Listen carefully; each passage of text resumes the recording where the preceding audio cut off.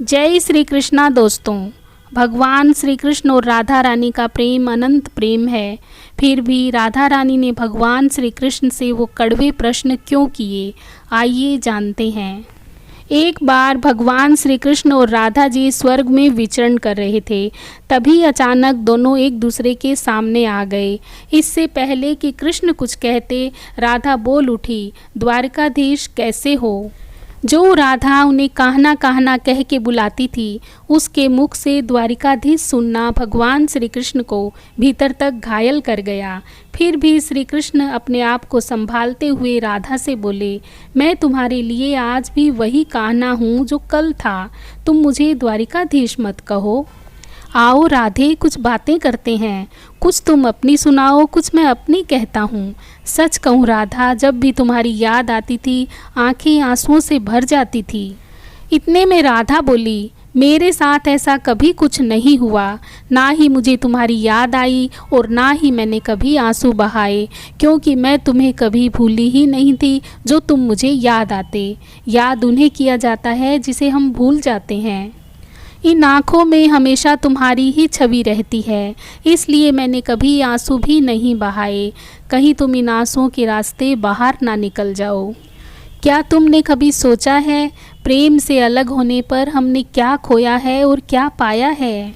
क्या कभी सोचा है कि इस काम में तुम कितने पिछड़ गए? यमुना के मीठे पानी के किनारे तुम पैदा हुए और समुद्र के खारे पानी तक पहुँच गए।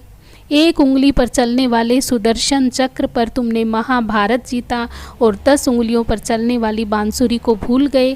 कान्हा, जब तुम प्रेम से जुड़े थे तो जो उंगली गोवर्धन पर्वत उठाकर लोगों को विनाश से बचाती थी, प्रेम से अलग होने पर उसी उंगली ने क्या रंग दिखाया? सुदर्शन चक्र को धारण करके विनाश का काम किया। कान्हा और द्वारिकाधीश में यही तो अंतर है। अगर तुम कान्हा होते तो तुम सुदामा के घर जाते, सुदामा तुम्हारे घर नहीं आते।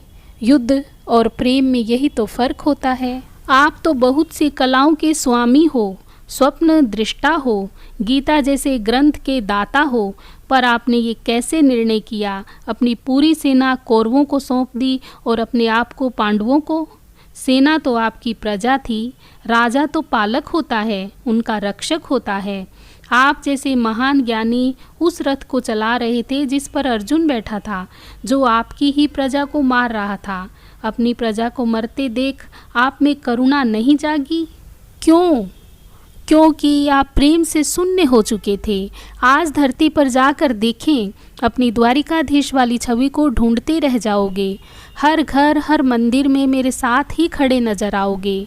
मैं मानती हूँ कि लोग आज भी आपकी लिखी हुई गीता के ज्ञान की बातें करते हैं, उसके महत्व की बातें करते हैं, मगर पृथ्वी पर लोग युद्ध करने वाले द्वारिकाधीश पर नहीं, प्रेम करने वाले कान्हा पर भरोसा करते हैं।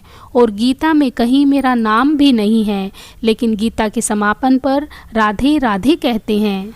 राधा रानी द्वारा भगवान श्री कृष्ण से पूछे गए ये प्रश्न पूरी मानव जाति के लिए एक सीख है। इससे हमें ये सीख मिलती है कि जो काम हम प्रेम से कर सकते हैं वो युद्ध से और लड़ाई झगड़े से नहीं कर सकते।